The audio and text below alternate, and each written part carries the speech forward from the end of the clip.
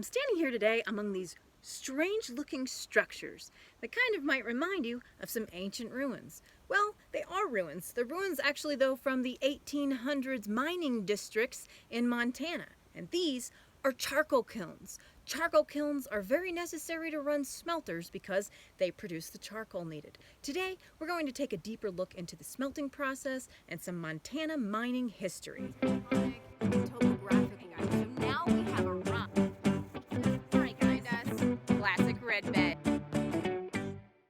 In the kilns, wood is burned in a low oxygen environment.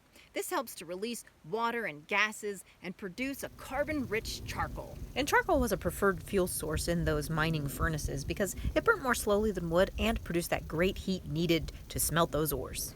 In 1895, the nearby Glendale smelter, burning 2 furnaces, used 1.2 million bushels of charcoal to smelt 40,000 tons of ore. Now, what kind of wood is required to produce that much charcoal? A lot.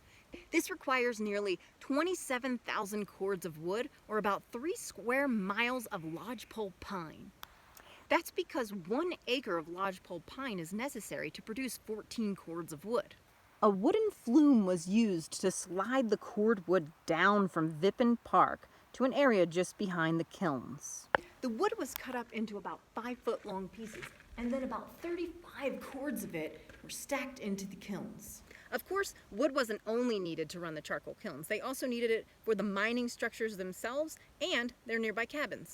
The wood in these kilns had to be left to burn for days at a time before getting the charcoal that they needed. The kilns had to be left to cool off for up to 3 days, and then barrels of water were then dumped to help it cool even further. Only after this were they ready to be emptied. It took about 12 hours to empty the kiln. Then it could be loaded up and hauled down to the smelters.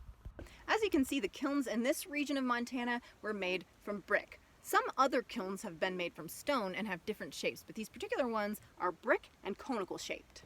One of the reasons these kilns still stand today is their shape. The conical shape made them more stable than, say, a rectangular or other shape, so they were preferred in the structure of these brick charcoal kilns. You might have noticed that some of these kilns are the regular reddish brick color, while some of them behind me are this white color. They were actually whitewashed in order to seal and protect the bricks and mortar. Also used in the construction of these kilns were wooden bands to help with cracking that would result from the expansion and contraction. The tall structure you see behind me was used in the smelting process, and this is how we process ore.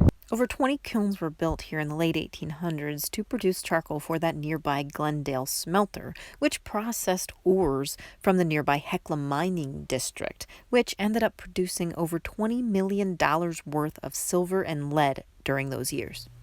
But this is just the beginning of what it takes to extract those metals from these ores. In future videos, I'll be talking more about the smelting process and the mineral extraction processes, so stay tuned. See you guys next time.